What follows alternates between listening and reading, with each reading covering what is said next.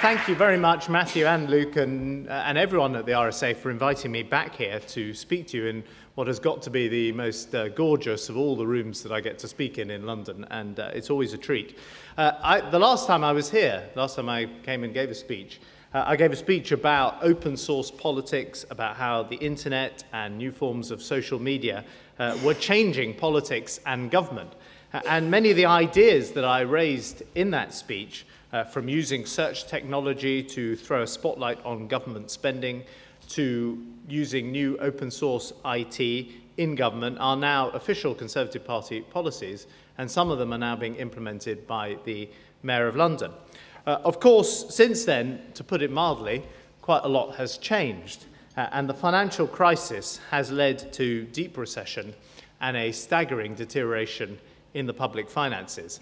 The politics of prosperity are giving way to the politics of austerity. And the crisis has also exposed two fundamental arguments.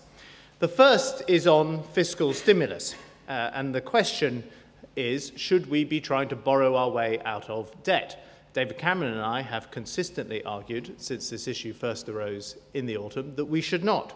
To begin with, to be frank, we were almost alone in making that argument, but we held our nerve and stuck to our principles, and now informed opinion has turned in our direction. The Governor of the Bank of England has made it crystal clear that the country cannot afford a second fiscal stimulus, and judging by an interview which Gordon Brown has given to a newspaper today, he too is now in full retreat. And the forthcoming budget will mark, I believe, the complete collapse of his fiscal strategy for tackling the recession.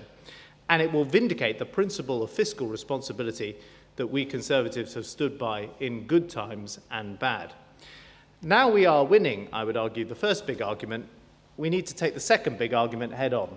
And that is the view emerging on the left of politics, that the financial crisis is also a crisis of markets in general. In Britain, it is, we see the evidence of the shift from the centre ground in the governing party, the Labour Party. And I understand that the public feel disillusioned, betrayed, and angry about financial markets. After all, they spent a decade being told we had arrived at some financial nirvana of stability and growth, only to find it was a fragile illusion of prosperity built on debt. But the view that this crisis heralds the end of market economics is profoundly mistaken, and it needs to be confronted and defeated. For despite the scale and the severity of this crisis, the economic contraction taking place will not undo the awe-inspiring increases in living standards that open markets have facilitated in much of the world over the last 30 years. China's market reforms that began in the early 1980s and India's opening to trade at the beginning of the 1990s have done more to raise the living standards of more people than any other government policy in the history of the world. Abandoning that progress or turning our backs on open markets would be a tragedy. It would return hundreds of millions of people to the $1-a-day subsistence poverty out of which they have been lifted. And that's why we need to maintain the pressure for further liberalisation of trade, world trade, in the face of the protectionist backlash. Many extend the argument that what we are seeing is a crisis of markets in general, to argue that it has also created an existential crisis for parties of the centre-right, because we're traditionally champions of market economics. And of course, this is a convenient argument for centre-left politicians in Britain who find themselves confronted with the inconvenient truth that they were the ones who've been in office for 12 years. But it too is deeply flawed. For not only is the centre-left's case that now is the time for big government solutions, hold below the waterline by the new central fact of British politics, that there is no money to pay for these big government solutions. In Britain, at least, it is based on a straw man. The idea that the Conservative Party believes in laissez-faire capitalism and nothing else. We do not. We are a Conservative party, not a libertarian party. As both I and David Cameron have argued, conservatives have always understood the limitations of free markets on their own. We understand that unless markets are embedded in strong institutions, laws and cultural norms, they can become free-for-alls that are prone to instability and end up benefiting the powerful at the expense of the needy. Indeed, many of the problems we face today have been exacerbated by the weakening of many of those institutions, not least the Bank of England. And today I want to explain how modern economic thinking and research underpins the conservative approach to policy making after the financial crisis. And I want to look beyond the current debate on regulation to highlight 3 ways in which we must avoid sowing the seeds of the next crisis as we approach the solutions to this one. Underlying our approach are 2 crucial insights into the limitations of markets, one old and one new. The old one is that individual rationality does not ensure collective rationality. And the new one is that even individual economic behaviour is not always rational. Far from being a radical rejection of markets, these insights are now the foundation of modern free market economics, the result of decades of research and policy errors. Consider the idea that individual rationality does not ensure collectively rational outcomes. Now, traditional Keynesian macroeconomics had little to say about individual behaviour. That's one reason why it and the active demand management it prescribed were killed off by a combination of the stagflation of the 1970s and Robert Lucas's rational expectations revolution. His Nobel Prize-winning insight was that economic agents would not be fooled by the government's persistent attempts to reduce unemployment by pumping up demand. Instead, they would just expect prices to rise, and the only result would be more inflation. Lucas showed that economic models which were not based on understanding the behaviour of individual economic actors would break down when used to predict the effects of policy. So just because pumping up demand worked the first time a government tried it, did not mean it would work again. People would get wise to it and adjust their expectations accordingly. But rational expectations posed a problem of its own. Why did markets made up of rational agents sometimes result in outcomes like mass unemployment that nobody would ever choose? And the eventual result was what became known in the academic literature as new Keynesian economics, although it had very different policy prescriptions from those of John Maynard Keynes himself. Agents in most modern macroeconomic models have rational expectations, but simple and realistic market imperfections mean that when their actions are aggregated, the results can be far from rational. So seemingly harmless assumptions, such as the possibility that prices and wages might be sticky and not respond immediately to changes in costs or demands, can result in persistent unemployment. And models of this kind underpin our whole macroeconomic policy framework. In particular, the idea that by using monetary policy to manage demand and control inflation, you can keep unemployment low and stable. And they underpin the argument that David Cameron and I advanced last autumn, that monetary policy should bear the strain of stimulating demand in the recession, an argument echoed by Mervyn King last month when he said, and I quote, that monetary policy should bear the brunt of dealing with the ups and downs of the economy. We now appear to be winning that argument hands down. The idea that individual rationality does not necessarily ensure rational outcomes is also a feature of many models of financial markets. Keynes himself famously likened investing in financial instruments to a beauty parade where competitors have to choose the faces they think will on average be found prettiest by the other competitors. His views may have something to do with the fact he himself lost a huge amount of money in the 1929 stock market crash. But modern economics has now developed sophisticated models of rational bubbles where imperfect information or misaligned incentives can lead rational investors to drive prices far away from their fundamentals for a prolonged period.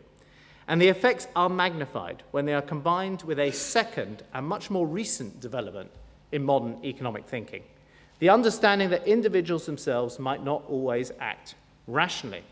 This is known as behavioral economics.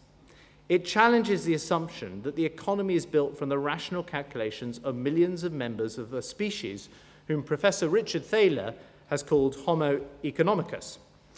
It is a curious it's a curious species, Homo economicus.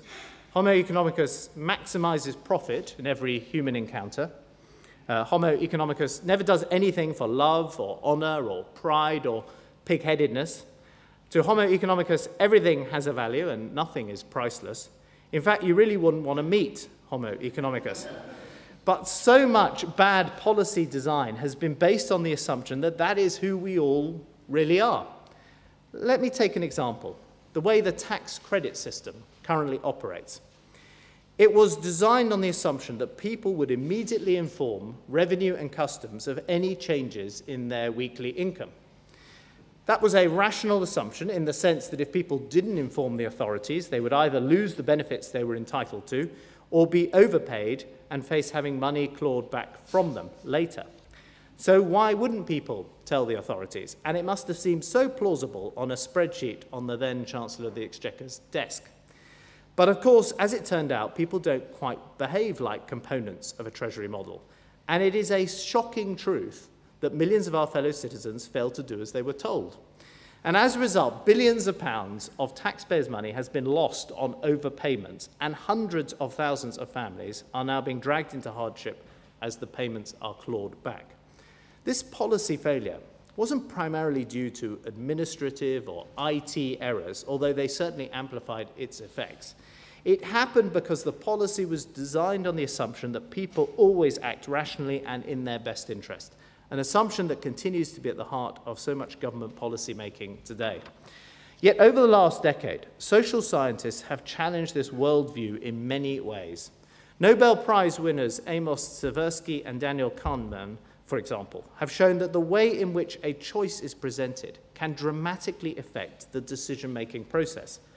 For example, people told that an ice cream is 90% fat-free are far more likely to agree to a second scoop than those who are told it contains 10% fat. And patients are more likely to agree to an operation if they're told that 90 out of 100 people survive it, rather than that 10 out of 100 die. This phenomenon is known as framing, and if people were rational, it wouldn't exist at all. Another challenge to the assumption of individual rationality comes from MIT professor Daniel Ariely's work on what is known as anchoring. His insight is that we tend to attach weight to initial prices that once implemented in and implanted in our minds shape not only present prices but also future ones. In one of his most famous experiments, Ariely asked a group of people to write down the last 2 digits of their social security number. He then asked them to submit mock bids on items such as wine and chocolate. Those with high 2-digit numbers submitted bids between 60% and 120% higher than those with low numbers on their social security code. It appears that the simple act of thinking of the first number strongly influences the second number, even though there is no logical connection between the two of them. In the literature, framing and anchoring are known as psychological heuristics, rules of thumbs that people use to make decisions, particularly when they're under pressure or given limited information. Now, the Conservative Party has been trying to make the most of these new policy insights to design better policy in many different areas. For the past 18 months, we've been working with Richard Thaler and Robert Cialdini and others to develop new social policy that more effectively reflects how people really behave. So because we understand the importance of how a decision is framed, we have been working with some local authorities already who are going to try paying the public to recycle by, we are going to try working with some local authorities who are going to try paying the public to recycle by taking some of the money that is saved from the savings on the landfill tax, instead of fining them for not recycling and seeing the litter mount up. So you pay people to recycle instead of fining them for not recycling. Similarly, because we realize that people often make bad personal finance decisions when they're excited by the prospect of immediate gratification, we will impose a 7-day cooling off period for store credit cards so that shoppers can't immediately rack up debts on them when they sign up to those cards at the till. And because we understand that people are influenced by other people around them, we will require electricity companies to put comparative information on electricity bills so that households can compare their energy consumption with similar homes and their next-door neighbours. We know from California that when people are given this information and find out that they're using more electricity than their neighbors, they quickly take action to become more energy efficient.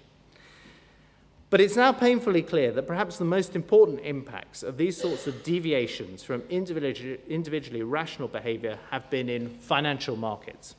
Non-rational behavior can exacerbate the tendency of financial markets to reach collectively irrational outcomes. This insight lies behind Robert Shiller's irrational exuberance and Hyman Minsky's argument that financial markets are inherently susceptible to speculative booms which, if long-lasting, are likely to end in a crisis. Now, of course, it is easy to point to these theories after the event, once the system has already collapsed. The important thing is to admit mistakes and learn the right lessons so that we can minimize the chances of it happening again. How should we manage financial markets if individual rationality does not ensure collective rationality, and even if individuals themselves are not always rational? Some of the regulatory answers are now emerging in finance. Conservatives have argued for more than a year that in future banks should have to hold more capital through the cycle, that the capital rules should be more counter-cyclical instead of pro-cyclical, and that complex derivatives that we've all been reading about in the last year or two should be traded through clearinghouses.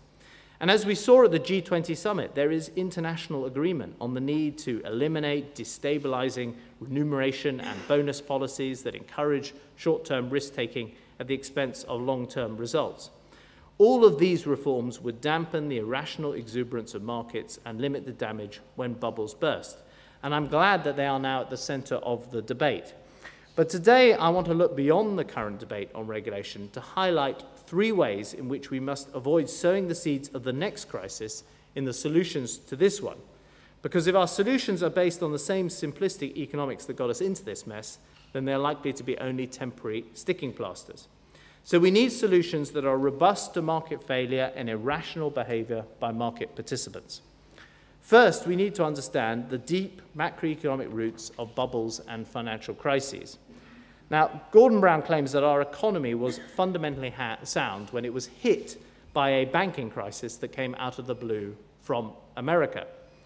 It is not a view widely held, even by the Americans. And it's certainly not the conclusion of Lord Turner's report. For what went wrong in our banks was a reflection of fundamental imbalances that were allowed to build up throughout our economy over a decade. British banks became amongst the most indebted, the most leveraged in the world, with tangible assets 39 times tangible equity, compared to just 17 times in the United States.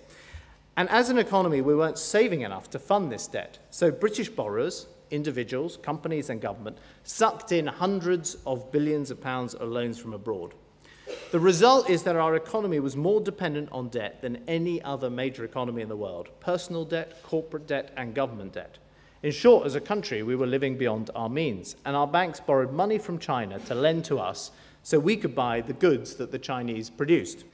And we need to challenge the idea expounded by Alan Greenspan and adhered to by Gordon Brown, that it is difficult to spot these credit-fueled asset booms and impossible to do anything much about them except to mop up the damage once they have burst. Because it turns out that there is, of course, a lot of mopping up to do. Instead, as American economist Robert Shiller has recently shown, what we should aim to do is identify debt-fueled bubbles as they grow and take action to limit their size. Shiller has found that financial market prices can diverge substantially from estimated economic values for long periods of time. And these divergences can be so large, Shiller argues, that it is reasonable in these situations to conclude that the market prices have become irrational.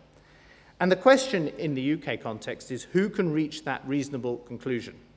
Not a microprudential regulator like the FSA, focused as it is on individual firms who might struggle to see the wider picture. However, the Bank of England could. But that means accepting that the current tripartite regime needs radical change, something you might have thought was obvious after the mistakes of the last 18 months, but something so far the government refuses to do.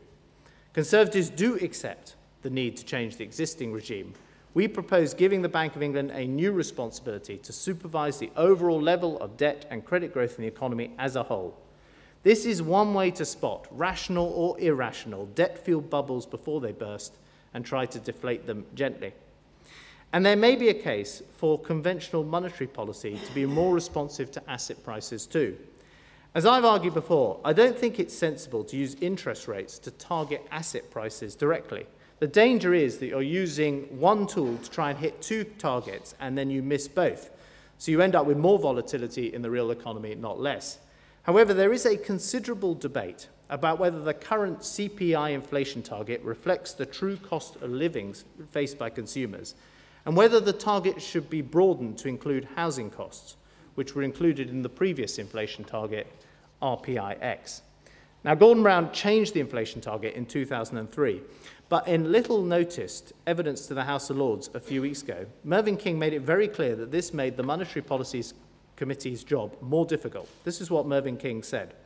Certainly, in the last 2 or 3 years, before the crisis began in 2007, it is fair to say that the change in the inflation target probably made it more difficult for us to achieve that balance.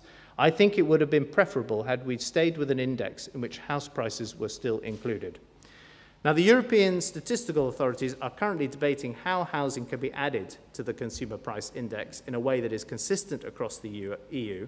But given that we're not a member of the euro, we don't need to be bound by a timetable that may take many, many years. And as I said before, it would be wrong to change the inflation target right now, given the fragility and uncertainty in the financial markets.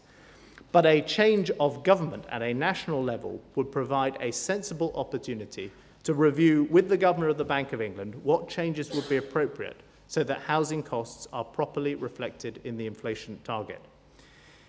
If the first way to avoid repeating the past mistakes of irrational markets is to try better to manage the credit cycle and spot the booms, the second way that we can reduce the risks of sowing the seeds of the next crisis is by understanding the limits of relying solely on hard, inflexible rules to control markets. The new faith in perfect regulation is as naive as the old faith in perfect markets. Of course, new rules, especially on capital and liquidity, will play an important part. But experience teaches us that no rule is flexible enough to deal with every situation. People will often find a way around the rules through regulatory arbitrage and new financial instruments. Just as the Lucas critique applied to economic models that are not based on a proper understanding of how people behave, Goodhart's law applies to targets and rules that are not flexible enough to respond to innovation. Now, this law, named after Professor Charles Goodhart, states that any indicator that is used as a target for policy stops containing the useful information that qualified it for that purpose in the first place. So just as low and stable consumer price inflation stopped being a sufficient indicator of macroeconomic stability over the last decade, it's possible that the same will happen to the sorts of financial targets now under discussion. For example, it's possible that bank leverage ratios will no longer be a good measure of financial risk if they're subject to strict controls. That doesn't mean they shouldn't be controlled, but it does mean that where strong regulation is needed, as in financial markets, rules must be supplemented by powerful institutions who are employed to use their discretion where necessary. Again, the Bank of England needs to be one of those powerful institutions. It used to be said that the one twitch of the governor's eyebrows would be enough to force unruly bankers into line. Well, we will give the governor back his eyebrows in a way that suits modern financial markets. That means locating the macroprudential regulator in the bank, not the FSA, as Lord Turner argues. And it's why we're considering the option set out by Sir James Sassoon, who conducted on my behalf a review of the tripartite system, of giving the bank the backstop powers to step in over the head of the FSA and impose its will on individual financial institutions if financial stability is threatened. The third and final way that we can reduce the risks of sowing the seeds of the next crisis is by reducing the cost when regulation fails. Because we really cannot understand what went wrong over the last decade without being clear that it wasn't just a failure of markets, it was also a massive failure of government policy and regulation. After all, the banks were the most regulated institutions in our entire economy. In Britain, the problem was partly that the regulators focused on the wrong things. ticking boxes instead of challenging unsustainable business models, and monitoring overall levels of debt in the economy. But in many cases, policy actually made things worse. So, for example, the internationally agreed Basel capital rules actually exacerbated the credit cycle because they allowed banks to treat their assets as if they were a better quality than they actually were. The reliance of the whole system on the credit rating agencies meant that the errors were highly correlated across institutions and assets, violating one of the key assumptions of underlying economic models. And in Britain, the government's fiscal rules exacerbated the boom by allowing spending and borrowing at unsustainable levels, leaving us badly exposed. Now, of course, all rules are imperfect, and even strong regulators are sometimes subject to the same inconsistencies and irrationalities as other market participants. So it is safe to conclude that regulatory failure will happen one day again. And that is why it was so hubristic and damaging for the Prime Minister to claim he had abolished boom and bust. We need to make sure that no future government can borrow in a boom and leave us so badly exposed in a bust. That's why we will create, at the heart of the budget-making process, an independent office for budget responsibility to act as a rod on the back of all future Chancellors of the Exchequer. But we also need to reduce the cost to the rest of the economy of regulatory failure in the financial system. We cannot allow one part of our economy to behave in a way that puts the rest of the economy at risk when it fails. And we need to think deeply about whether we can sustain banks that are not only too big to fail, but potentially too big to bail. That's why I believe Gordon Brown is wrong to have ruled out at this early stage more fundamental changes to the future structure of the banking industry. The case for change has now been made by Paul Volcker, Nigel Lawson, the Chief Executive of the Bank of America, and the Governor of the Bank of England himself has called for a public and informed debate on the issue of the future structure of our banking system. So it cannot be dismissed out of hand, as the Prime Minister is trying to do. Now, whether any form of separation between retail and investment banking, even within the same financial group, is feasible or desirable, it is clear that size itself is a risk factor. Not only do large financial institutions do more damage when they get into trouble, but their very size and the too big to fail status may encourage them to behave irresponsibly and take risks that smaller banks dare not take. Now, by dint of its substantial shareholding, the government has a powerful influence over the future structure of the UK banking industry, whether it likes it or not. And when the time comes to sell off those shareholdings, we need to think very carefully before simply selling them to the highest bidder without thinking through the consequences for the wider economy. We should look at whether Britain, in fact, needs more smaller banks. For it would be a bitter irony if we came out of this crisis with a banking system that was even more concentrated and even riskier than the one we had before. That the failure of financial markets does not speak, as many on the left would argue, to a wider crisis of confidence in the free market. Instead, it reminds us of the insights of much recent economic thinking. Markets can behave irrationally. The people who make up markets can behave irrationally. This isn't a failure of capitalism, it is a feature of capitalism. And the issue is, how do we design policies and systems of regulation that take this into account and anchor responsibility at the heart of our economy? In finance, where we have seen the irrationality can do damage on a staggering scale, it means actively searching for debt-fueled asset price bubbles and then trying to deflate them gently. It means recognizing the limits of rules alone and ensuring that we also benefit from the discretion and judgment of strong institutions like the Bank of England. And it means seeking to minimize the collateral damage when regulation fails, as it inevitably will, by looking at creating smaller banks. In other words, while fighting the current crisis, we've got to make sure we don't sow the seeds of the next one. Thank you.